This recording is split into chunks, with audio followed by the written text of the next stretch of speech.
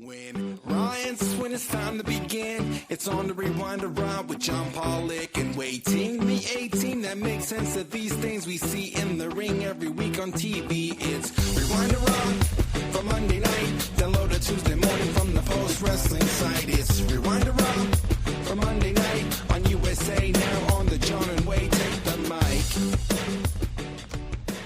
Here we are, everybody. It is John Pollock and Wai Ting. Rewind-A-Wai begins now.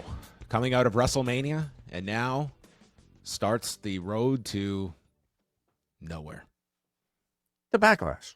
To Backlash, of course. Tampa. We start the countdown, yes. I can't wait for Backlash week. Yeah, if WrestleMania is the granddaddy of them all, what is Backlash? The, I don't know, prepubescent, annoying teenager. Like the third cousin removed. Yeah, Ralph. Sure. Yeah. Well, welcome everyone. Ralph. Yeah. Yes. I can't wait. We are back, and we're coming off of WrestleMania week, and all of the coverage. We appreciate everyone that sampled some of the work over the past week. We have reviews of Night 1 and Night 2 up for everybody, both on YouTube and in your favorite podcast app. And we just went through 40 minutes of news coming out of the weekend with an update on Cody Rhodes, update on Nikki Bella. We also had a discussion on CM Punk, his incident at a hotel, and just kind of fan culture itself, because there were multiple incidents that we heard about over this past weekend. Josh Barnett speaking on Ariel Helwani's show today, giving a bit more context into the decision to shut down Bloodsport, and Brett Lauderdale seeming to imply that these shows will continue in some form or fashion, even without Josh Barnett. So that presents a interesting quandary. But what everyone came for, really, it's me and Wai giving our half-assed review of the Immortal Clusterfuck. I think that's what everyone came for. Combined, Wai and I watched like 60% of this thing, and we tried to fill in the blanks, and I thought we did an award-winning job of doing that. I would say you and I are usually completists about the things we review, but this was Not I this. guess too daunting of a task. So maybe we'll review the other 40% at some point. But yes, also some of the biggest matches of the weekend, and who is our MVP of WrestleMania week. All of that in the news on the XL portion of Rewind-A-Wai that all Post Wrestling Cafe members get a hold of. This week, we are putting the power in your hands. We put out the patrons poll, and you have chosen WCW Spring Stampede 1994. That's going to be coming your way this Thursday, featuring Ric Flair against Ricky Steamboat in Chicago. Of course, a Chicago street fight, and it's a very interesting time for WCW because this is right as they are signing Hulk Hogan, and the company is going to go through major changes in the months to come as Hogan would be coming in to wrestle Flair in July. And so this is sort of the sort of a lame duck period because it's about to shift over, but this is a hell of a pay-per-view as well. So you've got that to look forward to this week. A look at perhaps the state of WCW and the quality of WCW, maybe one would argue, at a time before Hulk Hogan entered the company. So looking forward to this one. This is the one you guys chose, and I hope you guys enjoy the review. Okay. All of that can be found postwrestling.com for the full schedule this week, and we head into Raw. Monday night, their final night in Vegas at the T-Mobile Arena. Last number from WrestleTix was 12,157. And this is another show where we did have the Polestar number from a year ago, which had 16,738 paid and a $3.5 million gate last year. So those were the comparison points. They were, so difference of about 4,500 from last year's paid total if we're using the WrestleTix figure. And who is going to start Raw coming off of Mania? It is Oba Femi, who comes out, huge chance for Oba, and he gets into the ring. This was actually like the opposite of that Roman Reigns segment 9 years ago. He comes out, it's just all positive chance for Oba, and he just stands there, and then it's, your ruler has arrived. And he drops the mic and leaves. This entire build towards this Brock Lesnar Oba Femi match has been very minimal in just talking, other than that great promo we saw from Femi. Minimal in just like airtime, I would say, but it has effectively it was probably the most anticipated match on this entire show. And I'm happy to see that they're kind of sticking with that playbook even after WrestleMania. You know, like when it comes to a guy like this, as I think was evidence in his first appearances on TV, and I would say interactions that went way too long with like a Kit Wilson, and I almost forget like who was it, like The Miz. He did all that stuff that I thought was a terrible way to start him. But here, simply seeing him, letting the crowd do the talking with that incredible reaction to that walkout, and having him just simply take all the applause or a farm as he's standing there in the ring and then doing a simple mic drop, I thought was everything he needed to say. Is he maybe like the biggest name coming out of these Mania shows?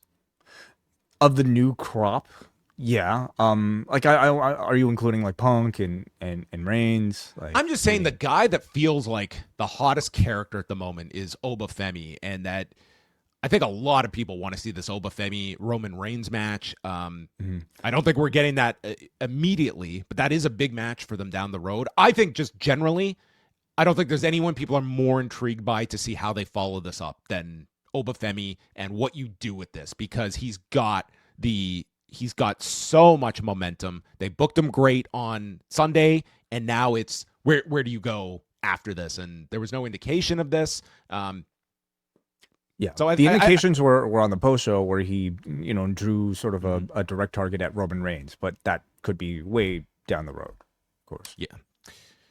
The Kabuki Warriors have a promo, and Asuka says that Io chose her fake family, Rhea Ripley, over her real one. I will always be your senpai, says Asuka, and asks, how's it been working out since you devoted yourself to Rhea? Rhea's a champion, and you're nothing. You tried to corrupt Kairi. Well, we are going to beat you again this week. And with that, Rhea Ripley back on Raw tonight with Io Sky to take on the Kabuki Warriors. And big reaction, as one would expect, for Ripley and Io Sky coming out. And the match begins, and they get the heat on Sky for a long period of time here, eventually building up to a tag. And Sane comes in. She's got a head scissors over the rope, and we get Corey Graves dropping a Kendo Kashin reference. Yeah, former PC coach, right? That's right. A guy did do his guest coaching. After the break, there's a tag made to Sky, and she's in with Asuka, and they hit a Razor's Edge missile drop kick follow up by Sky, and then Sane was late for the cover here, and they double team Ripley with strikes, and then Kairi takes Io and throws her out of the ring to come down on Asuka, and dude, Io comes down right on the crown of her head, and I was like, oh my God, this woman is like cheating paralysis for the second time in a month. And I rewatched this. I was like, this one might have been even scarier. The last one was like, it was like the neck folded. This one was just like right down on top of her head. And again, like this was not one where she tripped up on the ropes or anything. She just came down at a terrible angle. But again, got up, and they basically went to the finish after this, because Asuka sold this like she was out, and they hit the Riptide over the moonsault onto Kairi for the win in 11 minutes and 39 seconds. They have to be having a talk with her about this dive. I mean, this was very scary, and it was just because it was in such close proximity to the last scare. Yeah, like she has been incredibly lucky on two very scary falls. Yeah, it's almost just, and she's done this her entire career, of course, and probably like the worst two might have just happened to have been recently, but I feel like this might be too close for comfort. And honestly, it's a spectacular move, but she could do plenty of other spectacular moves that probably wouldn't make people feel so nervous at this point. So I wonder if they will shelve this or at least slightly adjust the move. Pierce is in the back with Penta raving about his ladder match, and what are you going to do next? And Javon walks in, congratulates Penta, but says, I'm coming for that title. I'm not going anywhere. And Penta says, well, this title isn't going anywhere from me. And in walks the first of several new members to the Raw roster, Ethan Page, announced as the newest member of the Raw roster. And he tells Javon he wants the IC title belt too. And Adam Pearce, he had a busy night partying last night. He's got to put together a card. So, of course, we've got an open slot. Ethan Page versus Javon Evans. Yeah, I was wondering why there was so little announced for this particular Raw. Like when we were checking in the afternoon for the preview and everything, and of course it makes sense. I mean, plenty of it was to be saved for surprises in the form of NXT call-ups, and honestly, like this is one that I think to anybody watching NXT should have been obvious. But of course, like upon his entry into NXT, there are always question marks for somebody who has maybe been in the business for a very long time. How old is he, by the way? Ethan Page is quick Google like, search. I want to say like 36. 36. Okay. I mean, these days that's, I would say, like feels kind of average, but you never know because he's competing with like a bunch of 20-something-year-olds like a Javon Evans. So would they have seen that value? But this NXT run, I don't think could have gone better for him. He's proven just time and time again just how valuable and how talented he has been. So you have to be, of course, happy for him, being a fellow Southern Ontarian. In terms of just a guy that came in and like worked his way to the main roster, I think like this was someone that I am sure when they signed him, they may not have had main roster aspirations. The guy just worked really well, and just like any situation he was put into, you could just see the confidence they had in this guy, whether it was sending him to AAA or putting him with new projects, signing him to feud with Javon for all those months as well, like where the focus was clearly Javon.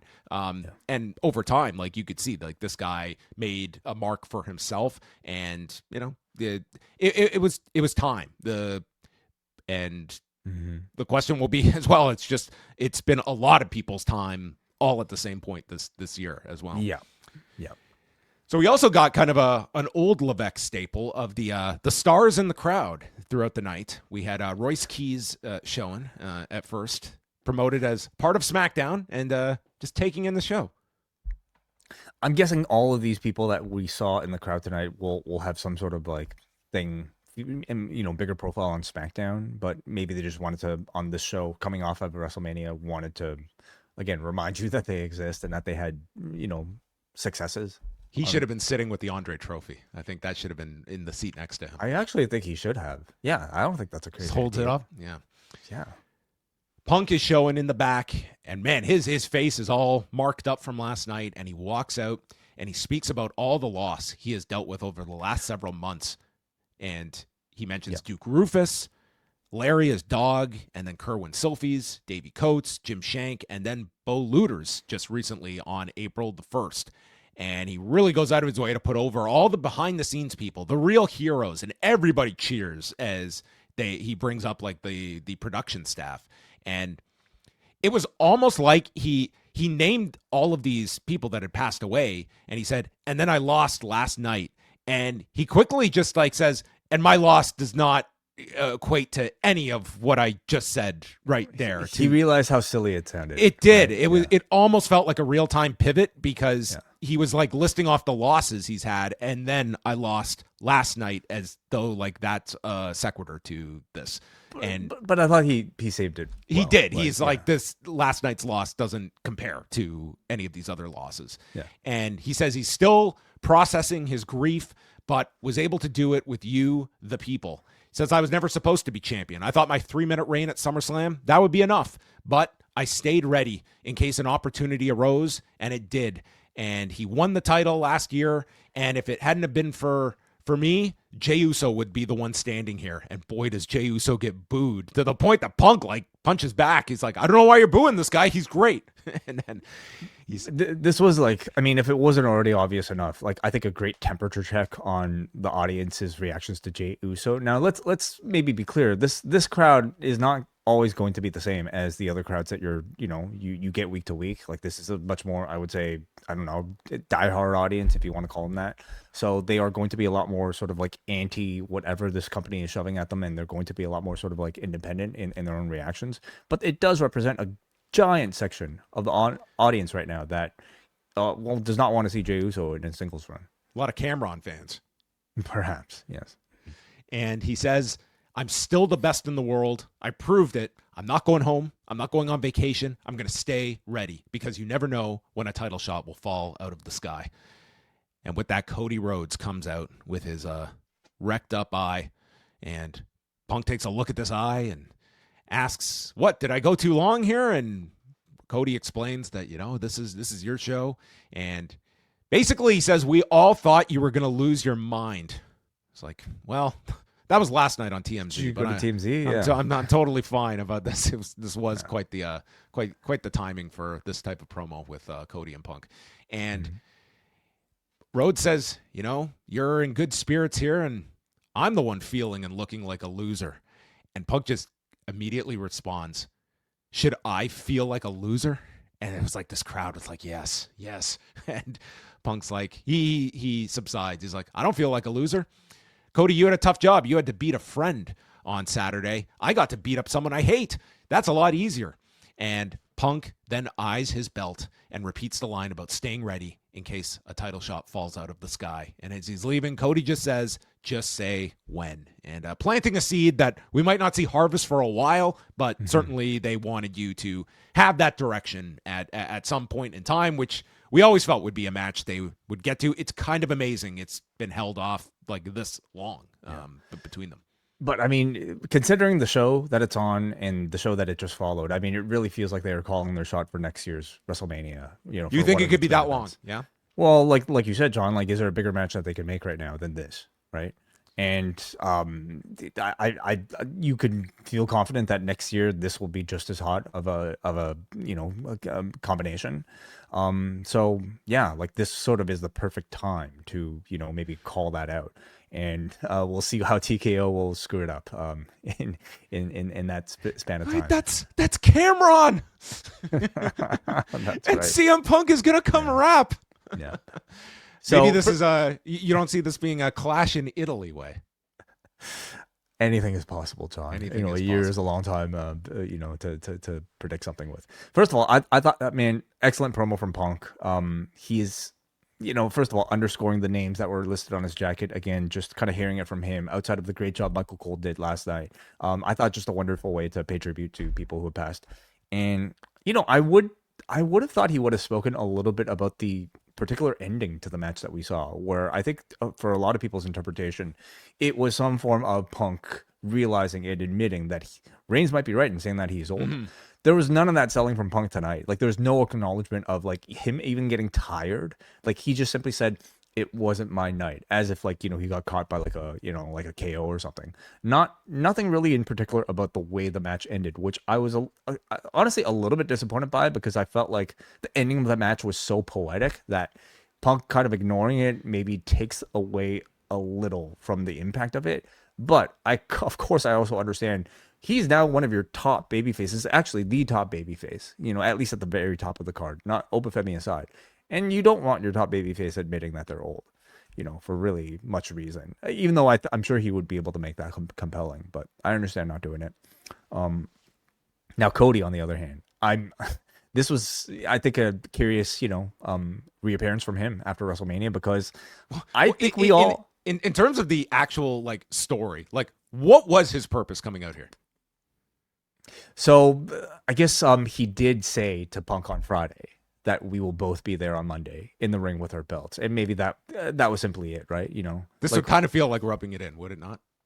Yeah, kind of. But yeah, he didn't have that much of a reason. Like, he came out, he was like, okay, it's one thing like if this guy was like, losing his mind over this loss. He's here to console his friend, but his friend's fine. He's in great spirits. Like, Cody came out here, he had nothing to announce. He had nothing to tell Punk. He was just like, "Oh, you're good," and like, there was literally no reason for Cody other than Cody's on the show. Maybe he had something else to say before, but he forgot about it. Who knows? But possible. I mean, I think at least and I think a lot of people were simply looking for some clarity on Cody Rhodes' status as either a heel or a babyface coming off of that match, right? Where, I mean, they might have turned like 2 or 3 times in the body of the match alone.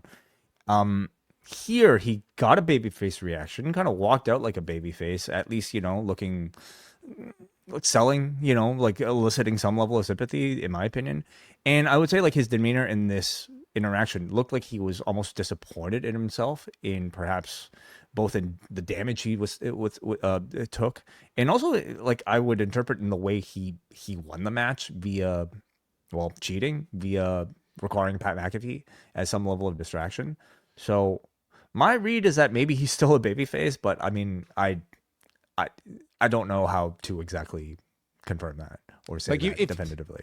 Yeah, I mean, you really have to, adjust the aperture here to try and pull something out of this, because if not for that low blow spot for Punk, like, you could have told the story that's like, this guy lost, but he lost admirably, and look at him. He's proud of his performance, and here's Cody, who went to like these depths to beat Randy Orton, and he feels like he did not win in an admirable way. But like, I can't even pull that one out, because such a big point was Punk, like, just, he goes to kick the guy in the balls to try and win. It's like, I don't know. But somehow, like, when Punk did it felt admirable. It felt perfectly fair. Yeah, it was not considered this heel tactic, I guess, that if Cody had done the same thing, that would have been. So yeah.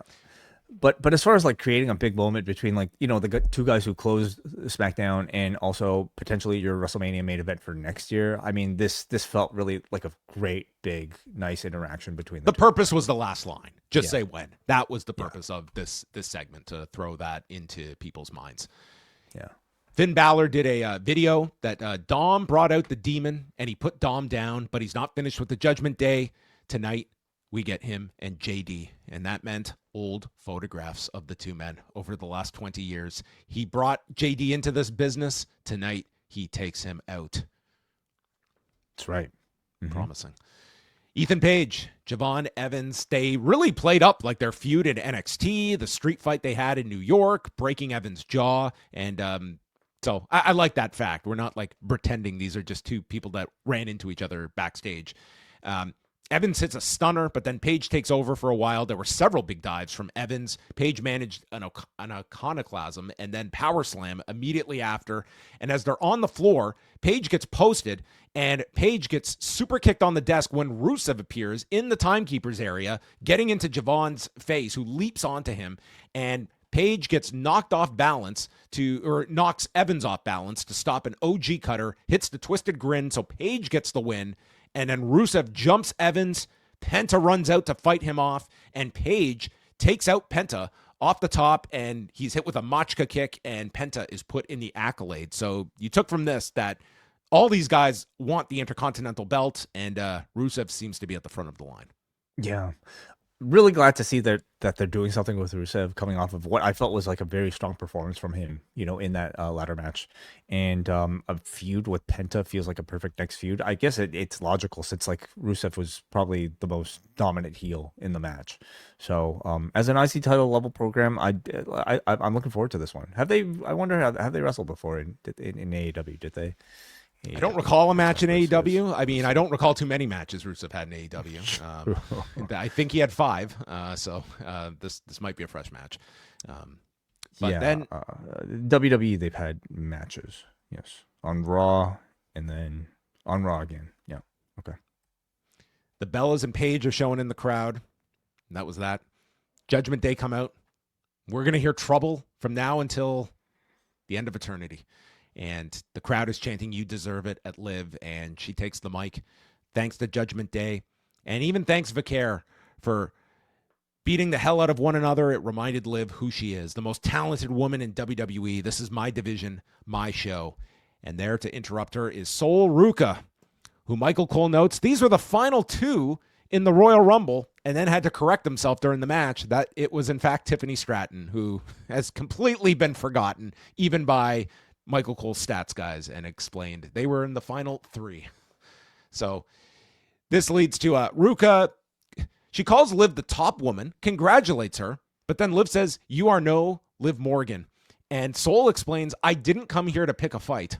It's like, well, why are you here then? What did you plan for this to work out like? And she's not going to back down from a fight either. And when you know it, Adam Pearce, who is he's nursing one today. He just...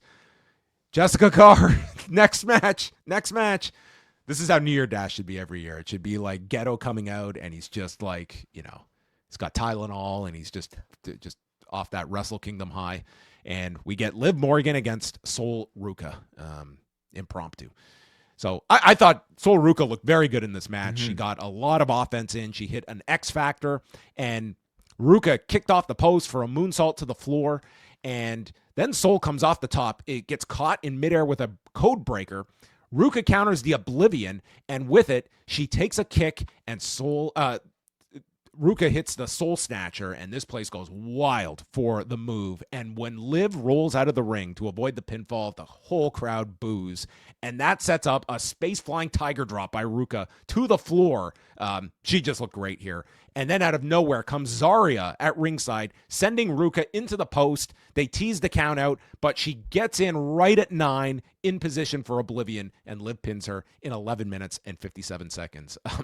I thought this blew away Liv Morgan's WrestleMania match. This was way better. They got double the time, and I thought this was a great introduction by Ruka, and also they also promoted this last woman standing match for tomorrow night with Zarya as well.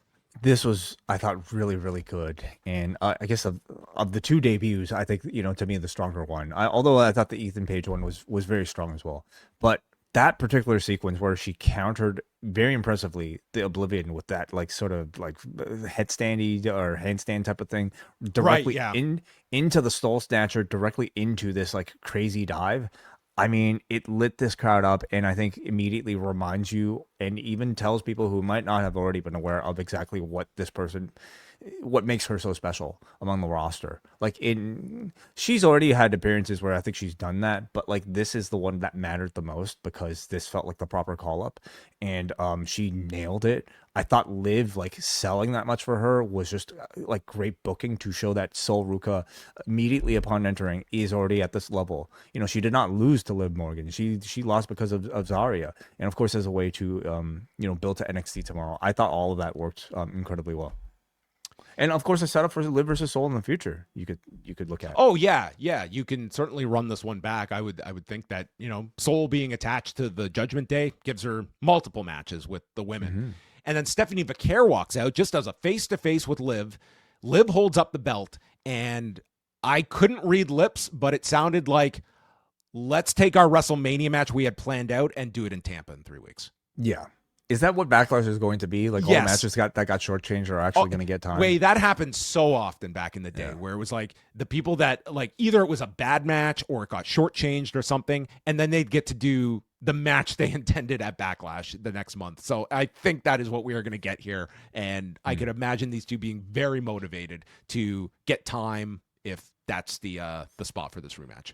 Yeah, I on some level, I wonder if in the back of their minds they think, okay, let's just do a shitty version of this at WrestleMania so people really want to see the Backlash match. I don't think that was the game plan. That would be my thought. But we had a lot of call-ups. We had some big cameos on the show, but nothing that you can say had a longer build to it. I'm talking 23 years in the making. Fabulous made it to WrestleMania weekend, and how this was not a John Cena appearance with Fabulous after all these years. He was there in the crowd. The answer is because not many people will recognize Fabulous in 2026.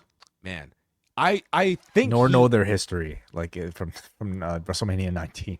I kind of like this synergy that this was like Fabulous passing the torch to Cameron as the latest rapper to no-show WrestleMania. Oh, well, we don't know that. I expect Cameron in 2060 to be there at Raw. It would be somewhat timely. We did get Jim Jones here, though, sitting next to Fabulous. So some big, some great seats that they got as well. Mm-hmm. Then we had a career retrospective on Brock Lesnar as we talk about 23, 24 years ago to I Stand Alone by Godsmack. 23 years ago, that this would have been on your iPod, I'm sure. Yes. So yes, this was our career retrospective, and then let's talk first about the Heyman portion of this. So the Vision come out with Heyman, and Heyman says that the moment of Lesnar retiring, it's going to live in his heart forever. And then he rails on the production after CM Punk, who he called Phil, after he put them over. These stupid bitches kept Lesnar in the now portion of the opening signature. He needs to be moved into the forever section, and then gives one final scream of Brock Lesnar's name, which elicits our latest thank you, Brock chant. And then the Brock Lesnar portion ended, and they would continue with the promo. But this is as good a time as any to talk about the Lesnar follow-up here and how much attention you feel this got coming out of Sunday's show, because it seemed to be like one of the major talking points, at least from people like outside of wrestling, that this came across as very genuine to a lot of people. And tonight's show, it's not like they, I think, tipped their hand to anything here. But how did you think it came off? Well, as far as like a news story goes, it feels like it's the biggest news coming out of WrestleMania. One with like ramifications that do exist like beyond storytelling, in that it is the end of this very popular figure's career, or so we think. And the moment felt very genuine. And you got Brock Lesnar crying. You can argue, okay, like the question is, will he make it to SummerSlam? But WrestleMania is a bigger stage. To do this now kind of like negates being able to do it at SummerSlam, because I just can't see two of these similar moments.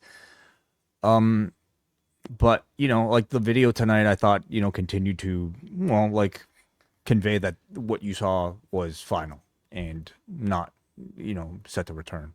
But of course we still have to ask the question of like what this Gunther favor is, and of course you have to ask the idea of whether or not this could be some sort of build to an unexpected return.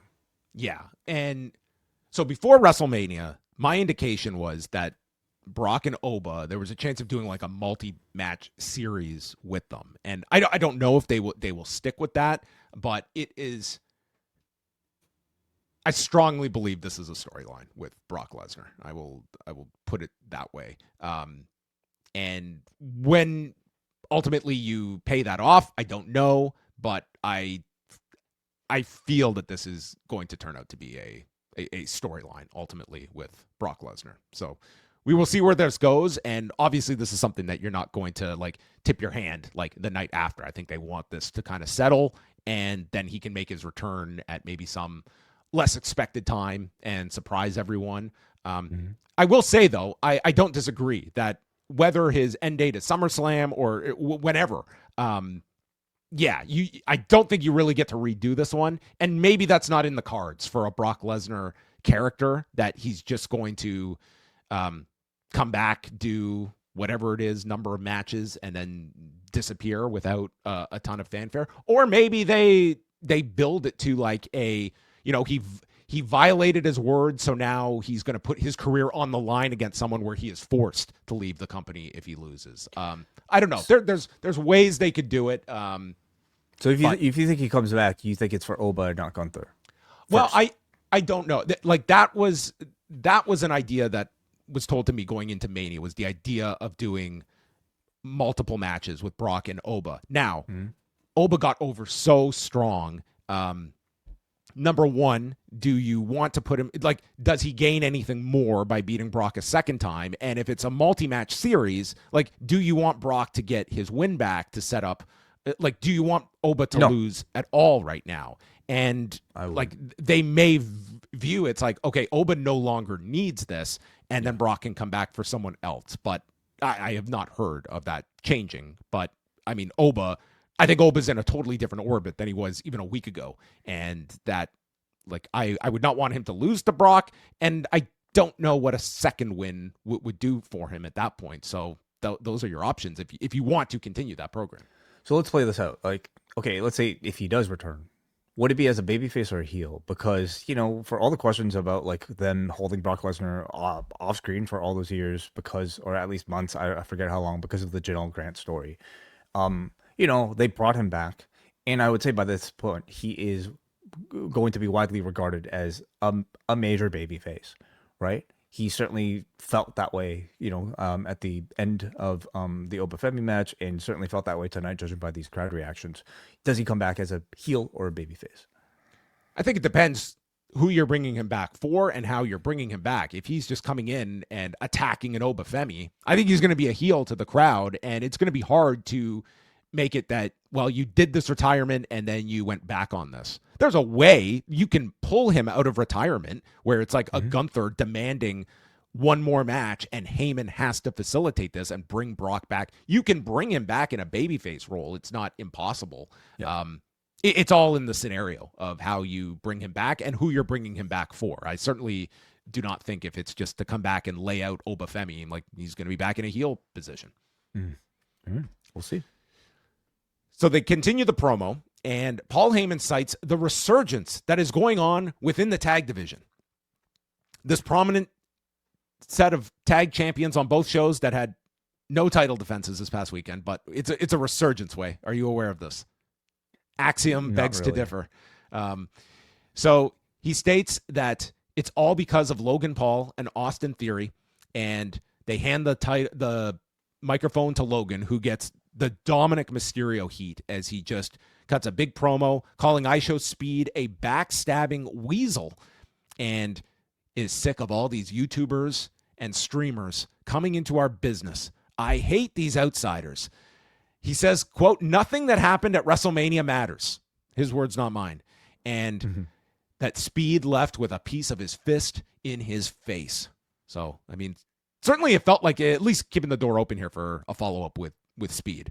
Definitely. Like a singles match, you would think. I think Logan Paul and Speed is maybe like what they are hoping for here. The fact that he's like cutting promos on YouTubers, and that certainly felt like the way they were going here.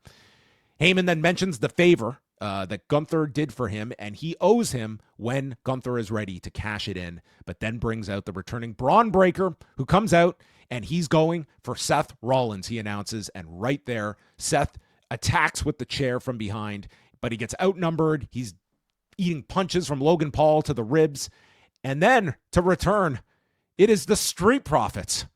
I promise you there were people watching this that have probably never seen the Street Profits before. I mean, it has been a long time since these guys were on television.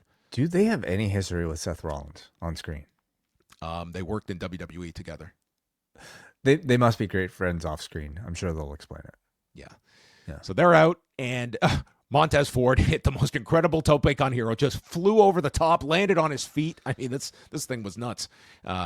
And then, that was it. Breakker, though, they fight Paul and Theory into the crowd, and it leaves Rollins with Breakker, who ends up spearing Braun, by the way, got busted open here. They set off the chair shot, and man, there was some...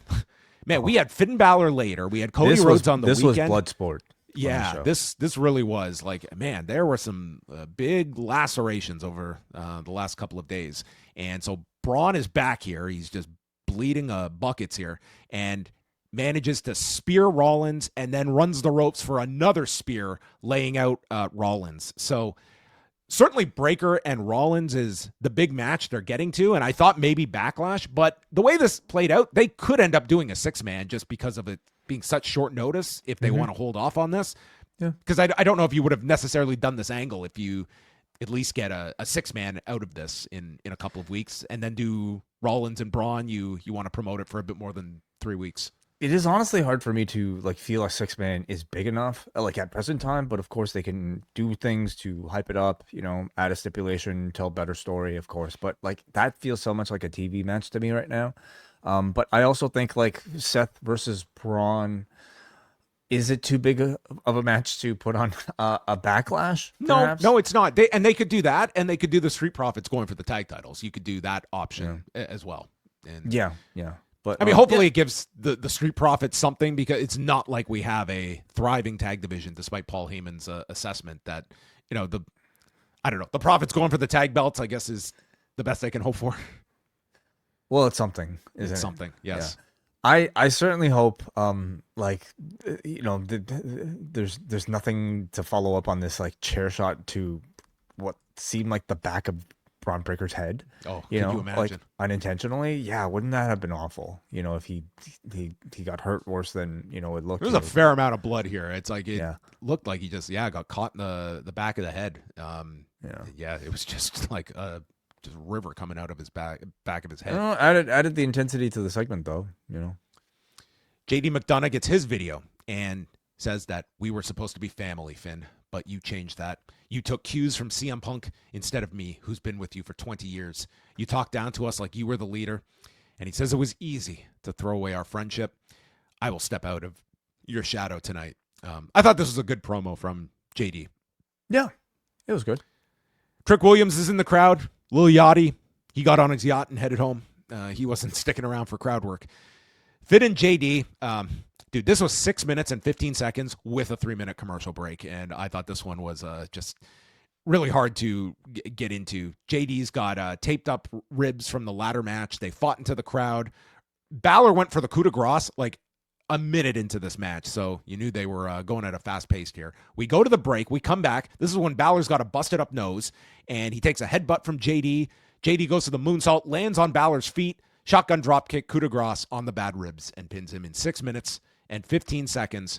Dom attacks him, but Balor responds with another drop kick, and this time JD saves Dominic from the coup de grace. And I can't tell you that I have any interest in seeing another Finn Balor Dominic Mysterio match at this point. It's like we've gone backwards. It's like the demon version beat you. Can my regular human form beat you too? Are you that ineffective?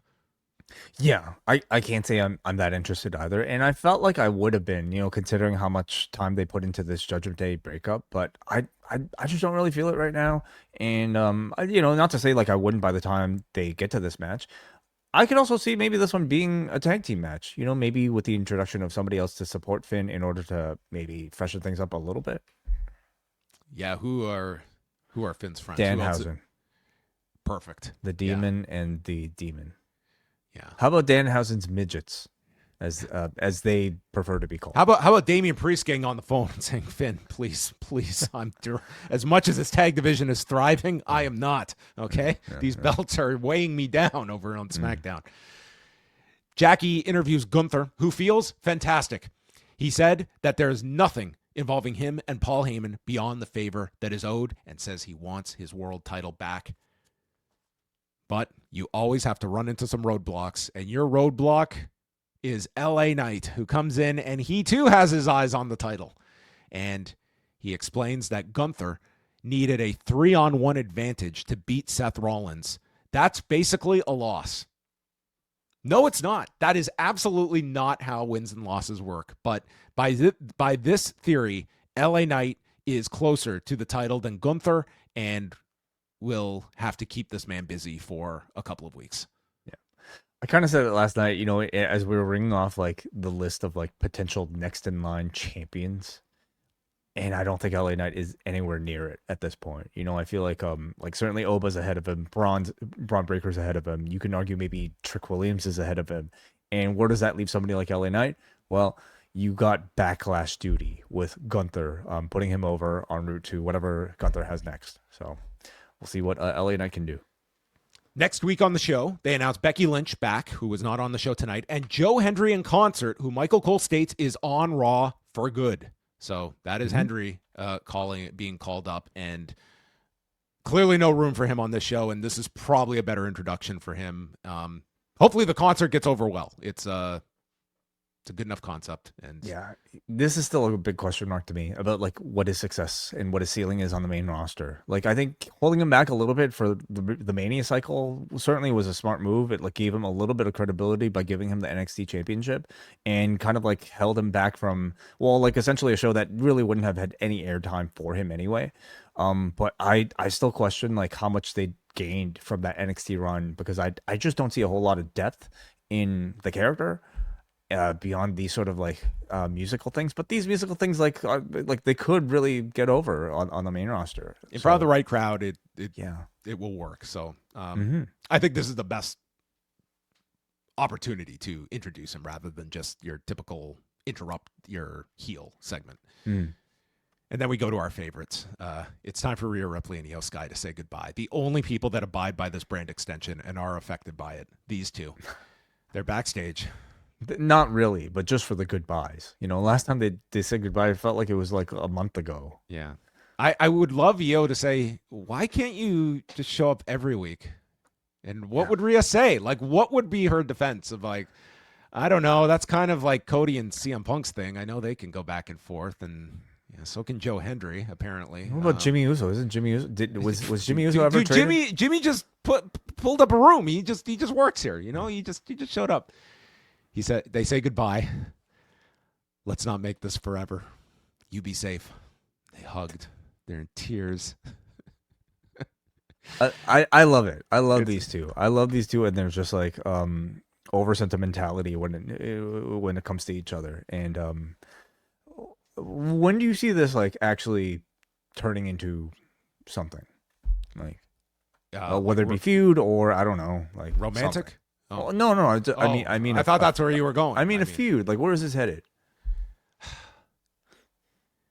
I feel I wouldn't want to turn either one of these two. Like, I guess if push came to shove, like you could turn EO here. I mean, if for nothing else, this is the type of like they've put so much into this relationship between these two that I think a turn would genuinely like traumatize a certain fan base because they just love these two together. That it would be a turn that would mean something. Mm-hmm. I just don't think like it's worth pulling the trigger on that right now. But, you could have the seeds there all from the Kabuki Warriors of like, you're just kind of like, look, you were left off Mania. You're no longer a champion. Rhea's benefited from this, but look at you. So there would be at least a case for it if they want to do this down the road. Mm-hmm.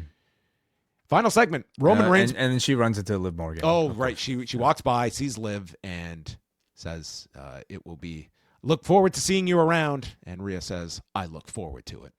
But you're on the other show, Rhea, so say goodbye forever to Liv Morgan. You will never see this woman again. If they keep their titles, they could have a match together, right? At that, what do they call that? Crown Jewel? Was that Crown Jewel? Yeah, is that the... Yeah, so would that be the gimmick they do in June for the Saudi Arabia show? I guess that's... That's the big question mark show if it's even going to happen in Saudi Arabia. But I guess if they move it, they could keep the same concept. The last one was in Perth on October 11th. Okay, right. Yeah. So it's usually October, November. If that is a Crown Jewel show in June. They haven't announced it. Reigns arrives, meets the Usos and Gorilla, and signals for them to come out.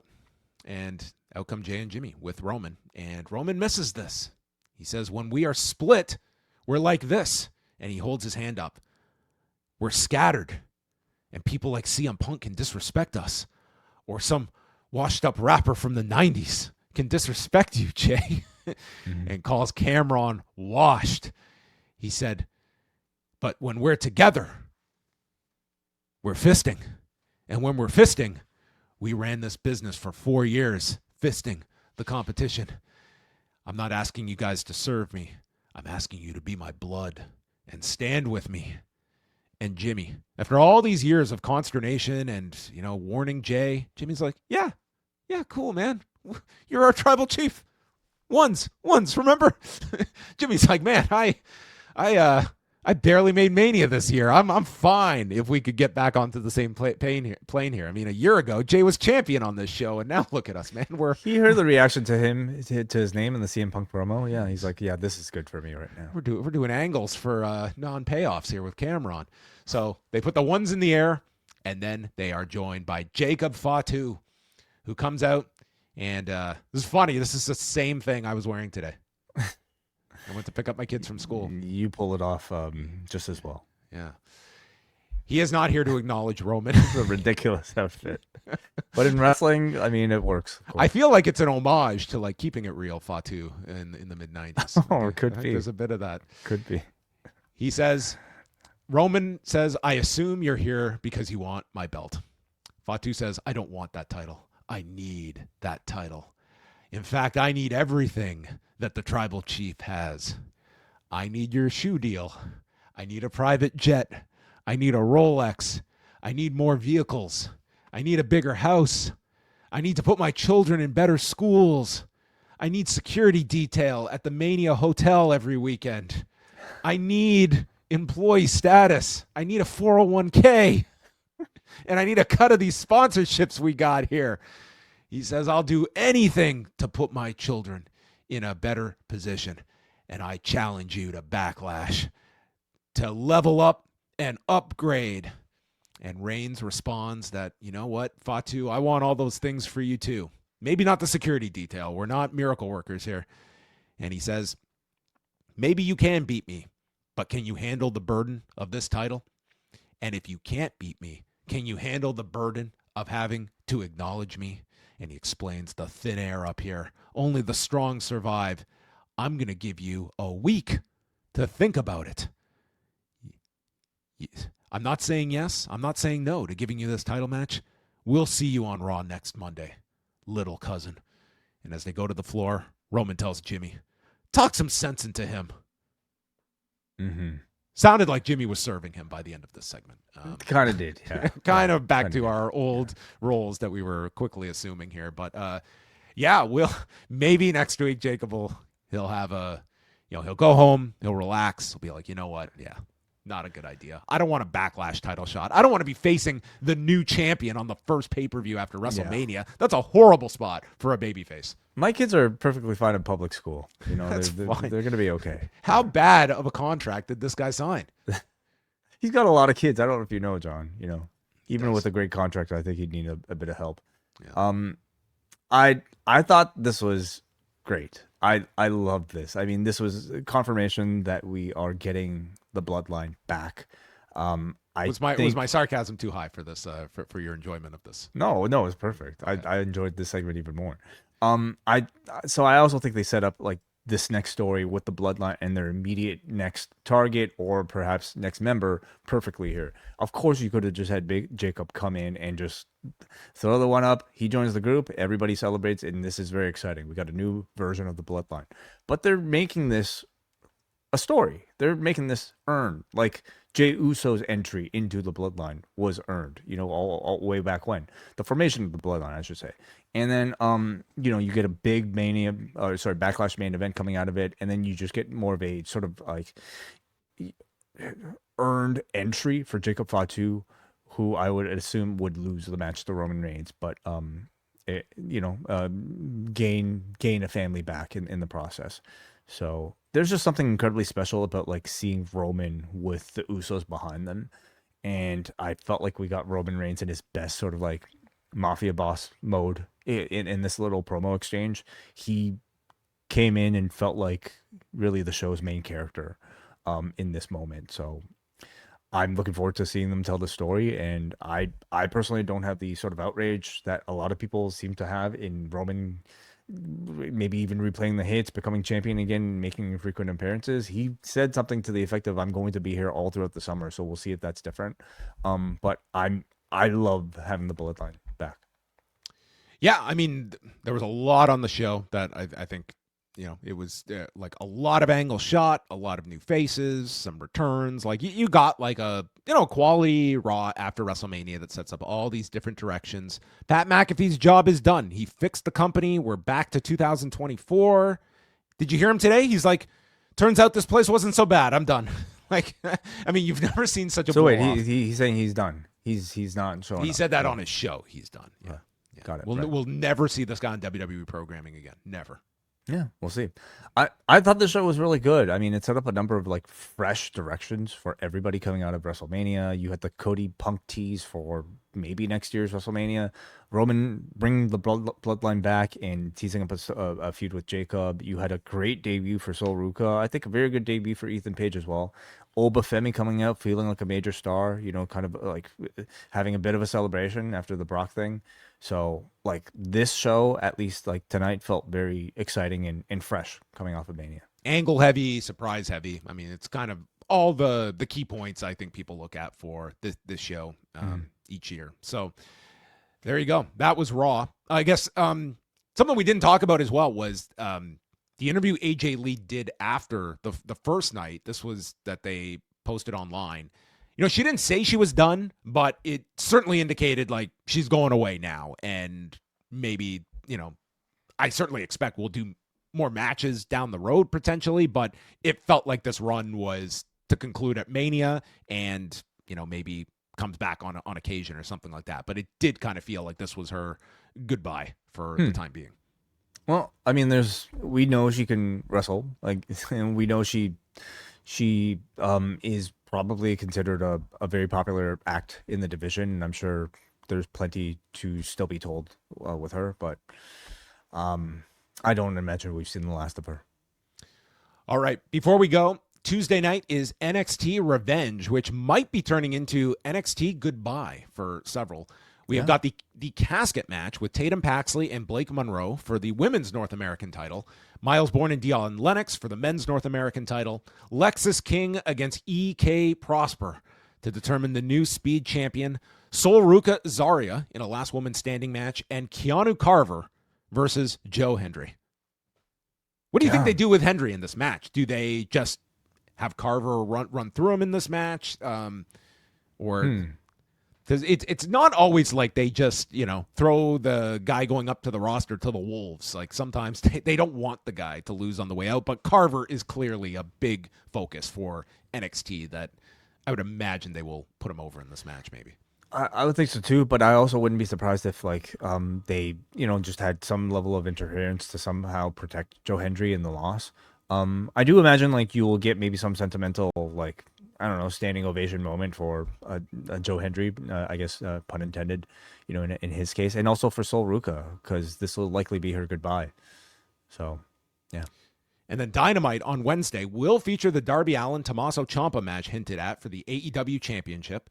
Will Ospreay against Mark Davis and Mina Shirakawa against Hikaru Shida happening in Portland, Oregon. And follow up to Darby Allin being a new champion on the show. So we're going to probably, I wonder how much of the maybe discourse and maybe headlines will follow after what has been a very dominant WrestleMania weekend. All right. All of that is coming up this week. The Poison Rana crew, they will be back on Tuesday night after NXT to go through what should be a pretty noteworthy edition of NXT Revenge. Wai and I are back Wednesday after Dynamite, and then Thursday we drop our Rewind-A-Wai show covering Spring Stampede 1994 for our post-wrestling cafe members. We are back to our regular schedule this week. The NWA podcast will be coming at you this Sunday night to put a bow on WrestleMania and whatever else is going on in the news cycle as well. So catch everything over at postwrestling.com. The show ends on YouTube, but if you are a cafe member, the XL version continues with your feedback and questions.